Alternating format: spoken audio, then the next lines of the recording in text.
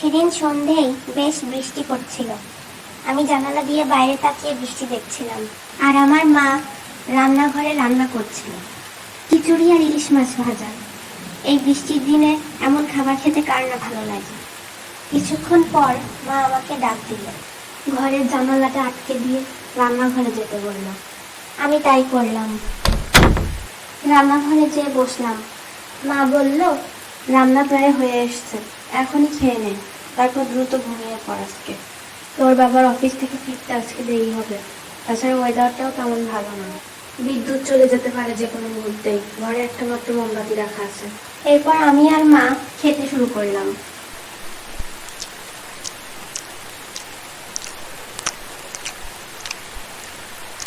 খাওয়া দাওয়া শেষ করে আমি শোবার ঘরে চলে এলাম। রান্নাঘরে সবকিছু পরিষ্কার করে কিছুক্ষণ পর মাও চলে এলো শোবার ঘরে। তারপর শুয়ে আমরা গল্প করছিলাম।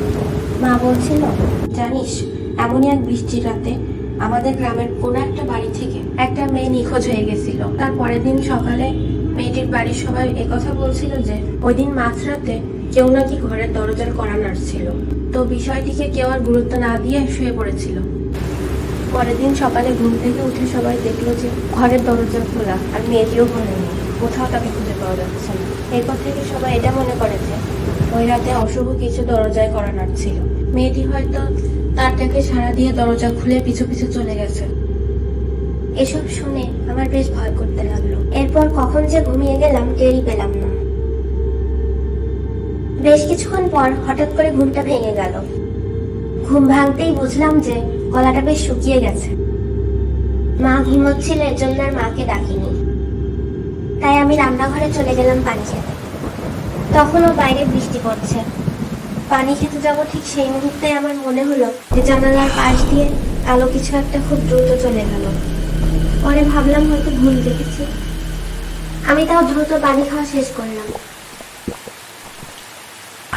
এবার যা দেখলাম তাতে ভয়ে আমার গা শিউরে উঠলো। দেখলাম জানালার বাইরে কেউ একজন দাঁড়িয়ে আছে। তার মুখ কোন দিকেই বা তাকিয়ে আছে কিছুই বুঝতে পারলাম না। মনে হলো কালো চাদরে তার সম্পূর্ণটা ঢাকা। আমি আর এক মুহূর্ত সময় নষ্ট না করে শোবার ঘরে চলে এলাম। ঘরে আসা মাত্রই দরজায় কড়া নাড়ার শব্দ হলো। আমি তখন আরো ঘাবড়ে গেলাম। কোনো আওয়াজ না করে চুপচাপ আম্মুর পাশে গিয়ে শুয়ে পড়লাম। বেশ কিছু সময় পর আবার দরজায় কড়া নাড়ার শব্দ। এবারের শব্দটা আগের থেকে অনেকটা ভিন্ন ছিল। এবার মা জেগে গেল। মা জিজ্ঞেস করলো, কে? আরে আমি, দরজা খুলো। বাবা এসে গেছে। মা যে দরজা খুলে দিল। ঘরে ঢুকতেই আমি বাবাকে বললাম, তুমি তাও কতক্ষণ হলো দরজায় দাঁড়িয়েছিলে? বাবা বলল, বেশিক্ষণ না, এই যে এই মাত্রই যে একবার নক করলাম তখনই এসেছি। আমি তখন ভাবতে লাগলাম, তাইলে তখন সেই নকটা কি করেছিল দরজা, আর জানালার ওই পাশে চাদর মুড়ি দিয়ে কে বা দাঁড়িয়েছে।